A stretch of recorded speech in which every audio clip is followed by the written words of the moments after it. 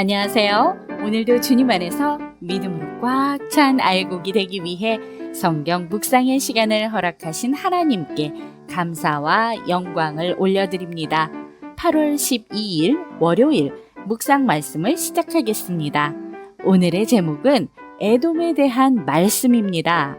이스라엘 형제 나라 에돔은 스스로 높이다가 하나님이 주목하시는 심판의 대상이 됩니다. 하나님을 외면한 지혜는 멸망을 재촉할 뿐입니다. 오늘 본문 예레미야 49장 7절에서 22절까지의 말씀을 함께 듣겠습니다. 에돔에 대한 말씀이라. 만군의 여호와께서 이와 같이 말씀하시되, 대만에 다시는 지혜가 없게 되었느냐? 명철한 자에게 책략이 끊어졌느냐? 그들의 지혜가 없어졌느냐? 드단 줌이나 돌이켜 도망할지어다. 깊은 곳에 숨을지어다. 내가 에서의 재난을 그에게 닥치게 하여 그를 벌할 때가 이르게 하리로다. 포도를 거두는 자들이 내게 이르면 약간의 열매도 남기지 아니하겠고, 밤에 도둑이 오면 그 욕심이 차기까지 멸하느니라. 그러나 내가 에서의 옷을 벗겨 그 숨은 곳이 드러나게 하였나니 그가 그 몸을 숨길 수 없을 것이라. 그 자손과 형제와 이웃이 멸망하였은즉 그가 없어졌느니라. 내 고아들을 버려도 내가 그들을 살리리라. 내 과부들은 나를 의지할 것이니라. 여호와께서 이와 같이 말씀하시니라. 보라, 술자를 마시는 습관이 없는 자도 반드시 마시겠거든. 네가 형벌을 온전히 면하겠느냐? 면하지 못하리니 너는 반드시 마시리라.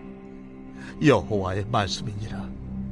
내가 나를 두고 맹세하노니 보스라가 놀램과 치욕거리와 황폐함과 저주거리가 될 것이요 그 모든 성읍이 영원히 황폐하리라 하시니라.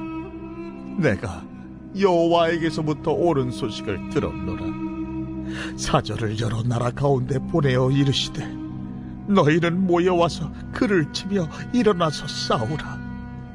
보라, 내가 너를 여러 나라 가운데에서 작아지게 하였고 사람들 가운데에서 멸시를 받게 하였느니라.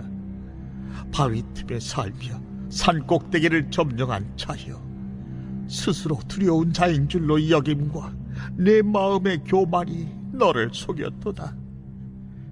내가 독수리같이 보금자리를 높은 데에 지었을지라도 내가 그리로부터 너를 끌어내리리라. 이는 여호와의 말씀이니라.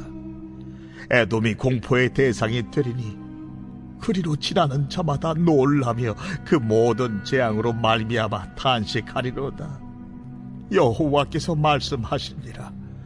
소돔과 고모라와 그 이웃 성읍들이 멸망한 것 같이 거기에 사는 사람이 없으며 그 가운데 머물러 살 사람이 아무도 없으리라. 보라, 사자가 요단강의 깊은 숲에서 나타나듯이 그가 와서 견고한 처소를 칠 것이라. 내가 즉시 그들을 거기에서 쫓아내고 택한 자를 내가 그 위에 세우리니 나와 같은 자 누구며 나와 더불어 다툴 자 누구며 내 앞에 설 목자가 누구냐? 그런즉 에돔에 대한 여호와의 의도와 대만 주민에 대하여 결심하신 여호와의 계획을 들으라.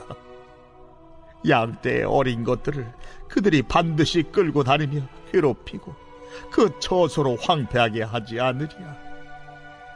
그들이 넘어지는 소리에 땅이 진동하며 그가 부르짖는 소리는 홍해에 들리리라.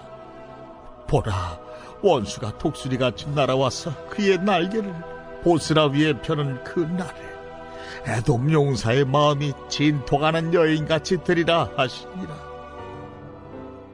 오늘 우리에게 주시는 교훈은 무엇일까요? 49장 1절에서 6절까지는 아브라함의 조카 롯의 후손인 교만한 암몬에 대한 내용입니다. 암몬은 하나님께서 이스라엘의 갓 지파에게 주신 땅을 빼앗아 그곳에서 몰렉 우상을 섬기며 정착했습니다. 그렇게 악행과 우상 숭배를 지속하면서 그들은 누가 나를 치러 올 수 있느냐라며 기고만장했습니다. 그런 암몬을 하나님은 치실 것입니다. 암몬의 우상과 죄악을 완전히 제거하신 후에야 하나님은 그들을 회복하실 것입니다. 이어서 오늘 본문이 이어집니다. 7절에서 13절 말씀을 보시면 에돔은 야곱의 쌍둥이 형 에서의 후손입니다. 형제의 나라임에도 에돔은 수없이 이스라엘을 공격해 왔습니다. 대만은 에서의 후손입니다. 욥의 세 친구 중에 첫 번째로 등장했던 엘리바스는 대만 출신이었습니다. 엘리바스가 자신의 지혜로 욥을 위로하지만 오히려 욥은 상처를 받습니다. 하나님을 외면한 에돔의 빈약한 지혜는 자신만 드높이며 다른 이에게 두려움과 피해를 안깁니다. 그런 에돔을 하나님은 철저히 심판하실 것입니다. 에돔은 온 땅이 발가벗겨질 정도로 모든 것을 잃고 숨을 곳 하나 없는 땅이 될 것입니다. 다만 하나님은 에돔의 고아와 과부를 돌보실 것입니다. 하나님 앞에서 겸손하게 사는 것이 참 지혜입니다.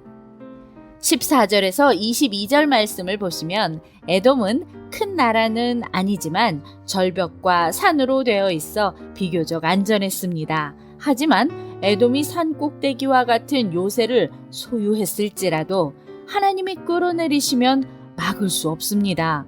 하나님은 소돔과 고모라와 같이 누구도 살 수 없는 적막과 공포로 에돔을 덮을 것이며 먹잇감을 찾는 굶주린 사자처럼 달려들어 교만한 에돔을 치실 것입니다.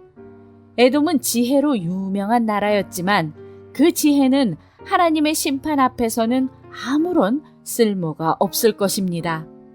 이스라엘의 멸망을 비웃던 에돔이 더욱 비참하게 멸망하며 이웃의 웃음거리가 될 것입니다.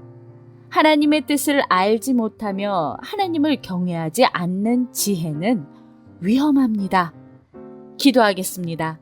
하나님, 오늘 우리에게 주신 말씀대로 하나님을 인정하는 지혜를 배우게 하시고 교만의 자리에 앉지 않게 하여 주시옵소서. 예수 그리스도의 이름으로 기도드립니다. 아멘. 하나님의 뜻을 아는 것이 지혜입니다. 하나님은 에돔을 향하여 하나님의 계획과 생각을 들으라고 하셨습니다. 에돔이 지혜롭다고 자부하면서 하나님의 뜻은 알지 못했기 때문입니다. 하나님을 아는 것이 최고의 지혜라는 것을 명심하며 오늘도 광야 같은 세상에서 승리합시다. 저는 내일 다시 찾아뵙겠습니다.